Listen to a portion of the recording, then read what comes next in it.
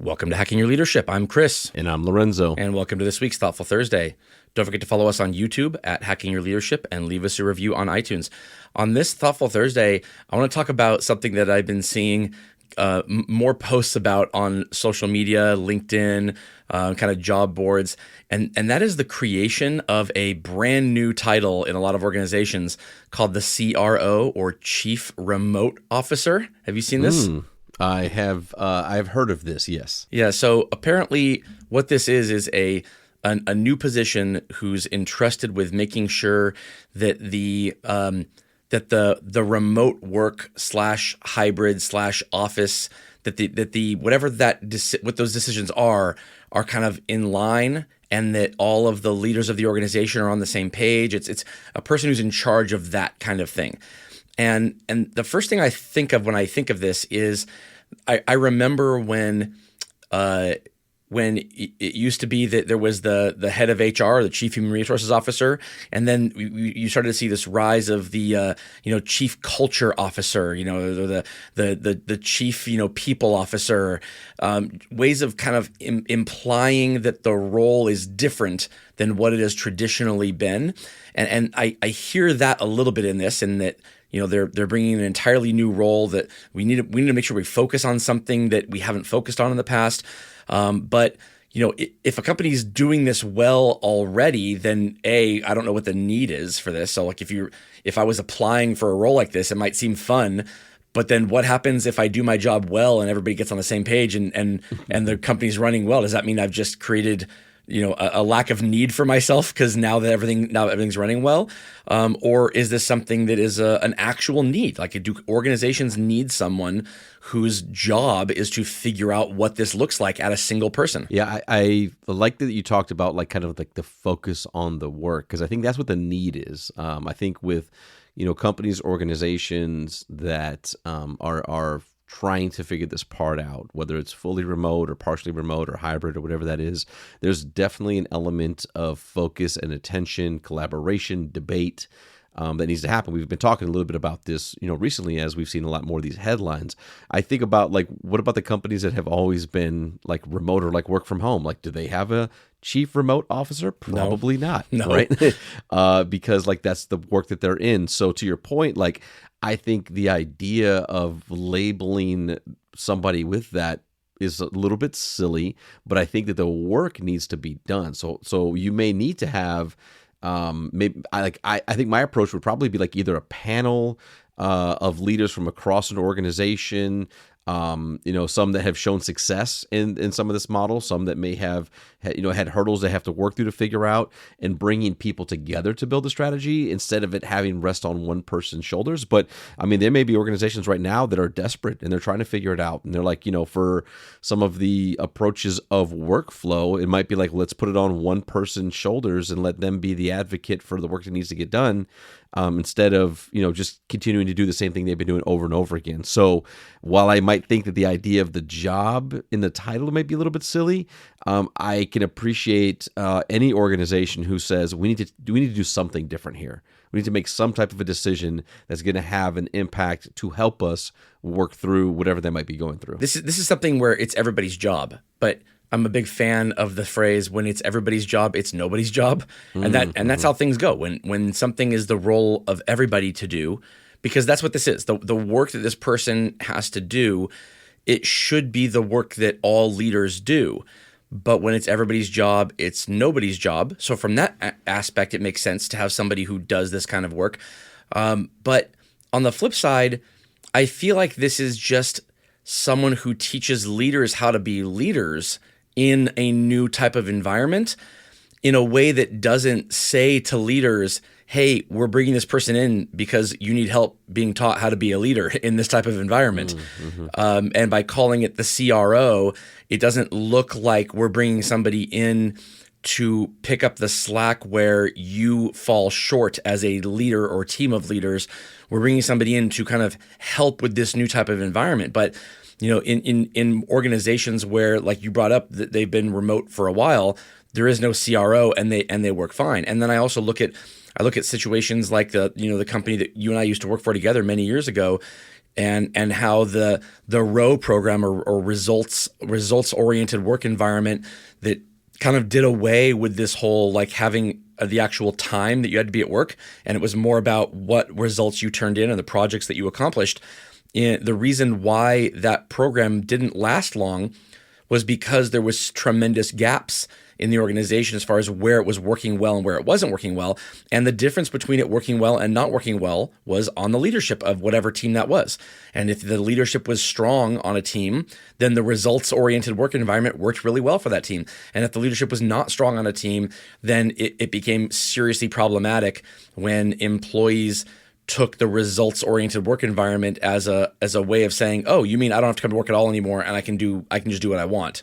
And there's a difference between we want to try to give you more balance in your life, and keep in mind this. I'm talking in 2010 verbiage here, not 2022. So things were different back then anyway. We want to try to give you more work-life balance. We want to try to give you more time away from the office, and when you can be productive at home, then that's fine too. There's a difference between that and you are no longer accountable to anybody as long as you turn your work in, and there's very different outcomes when you have those two things.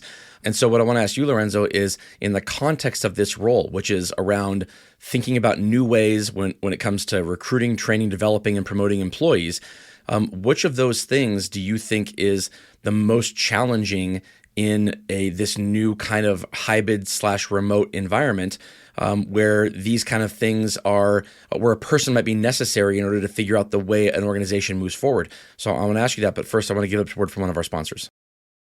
All right, Lorenzo, we have recruiting, training, developing, and promoting employees. What do you think is the most challenging of those items when it comes to an environment where it might have been everybody's in the office to now there's a little bit more of a hybrid or a remote environment? Oh, without pause, it would be the promoting aspect and kind of the talent assessment standpoint. Interesting. Okay.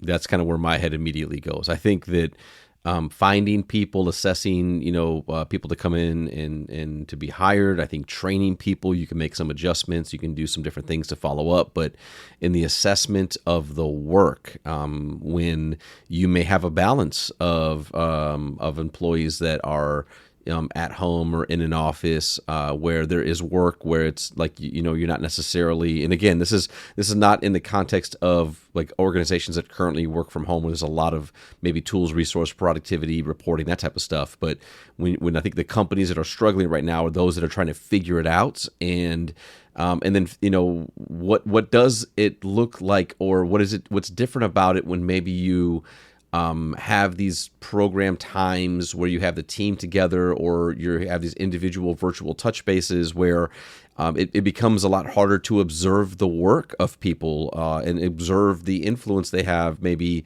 on peers in the physical space or the virtual space. And I'm not saying that it's not possible to do. I think it absolutely, there are ways to figure it out, but I think that that's probably the larger issue right now, is that if you had a certain way of being able to see people in a physical environment, observe them in meetings, like just all the social nuance and all the things that happen when you're together, and now you either have less access to them, or it's not in the physical space, or you see this group more often than that group. Like, I think that to me is probably where it's going to be the most amount of opportunity to learn and to grow and to adjust strategies. Right. People have been promoted in remote environments all the time. Like that's happened for decades.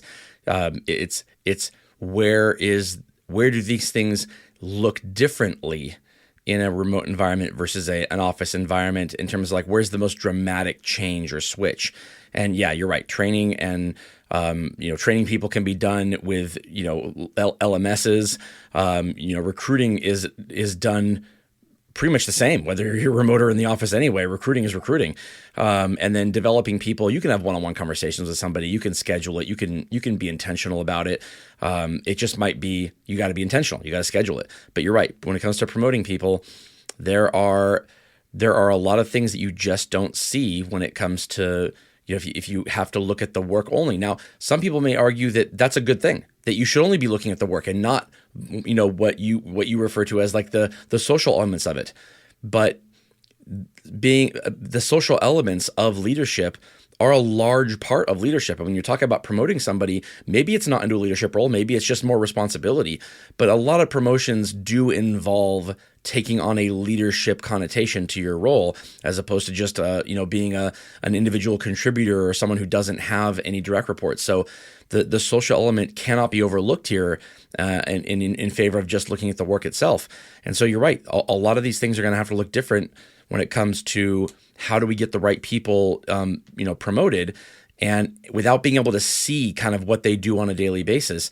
But again, if a person is needed to do this, then what is their role? What is the role of a chief remote officer when it comes to making sure that people are promoted in the right ways? Whatever the process is the process, right? So we have to have a process for promoting people.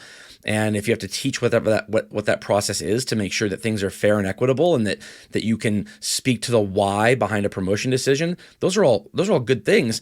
But those are all leadership things, right? Like that's just what leadership has to do. And so I think in a lot of organizations, if this CRO person that they hire in is simply a gatekeeper, like, hey, you got to filter everything through me in order to make sure that you are, you're doing this the right way. That could end up being problematic in and of itself, because people kind of don't like having additional gatekeepers added. But if it's done in a way that focuses on developing leaders to get them where they need to be in terms of how they promote people, how they develop people, how they train people, that's a positive thing. But I also think that means that this position is probably pretty short-lived, like because you get people there and then they're there. And the longer we're in this type of environment, the more years that we work through these kind of things, the more it will become part of our DNA to just be this way, and the less this will be needed. So it's an interesting thought about having a role like this. I just don't know how long term it is. I agree. I think it's one of those things where the work is definitely needed, and for some organizations and the structures they have, that should maybe fall on one person to kind of go through and figure it out. And like, look, if it's a great leader, and if it's an amazing person who understands and is like looking to solve this to create the best potential experience for the team, but also be able to make it a process that's good for the company. Like, again, I'm all for it. If that's what it ends up being. I just think that a part of that work and strategy has to be bringing the people together, to have the dialogue needed to be able to make the changes that make the most amount of sense. Right. So if you're thinking about applying for one of these roles, the two questions I think you should probably ask yourself are, one, what is the culture of this organization like if they need a person like this? Meaning, is there a mess to clean up, right? Mm-hmm. Or two, if there's not a mess to clean up and it's truly a leadership development role, how temporary could this role potentially be, and what's the career pathing in terms of what role do you get to slide into, or does it naturally migrate to when this initial work of getting leaders up to speed in a remote environment, once that is done, and it's more like in the maintenance phase, what does that mean for your job security? So be thinking about stuff like that when it comes to applying, because a lot of times these kind of culturally relevant sounding titles, they are culturally relevant for a short period of time as opposed to a long period of time. Absolutely. And with that, it brings us to the end of this episode. This is Hacking Your Leadership. I'm Lorenzo. And I'm Chris. And have a great day.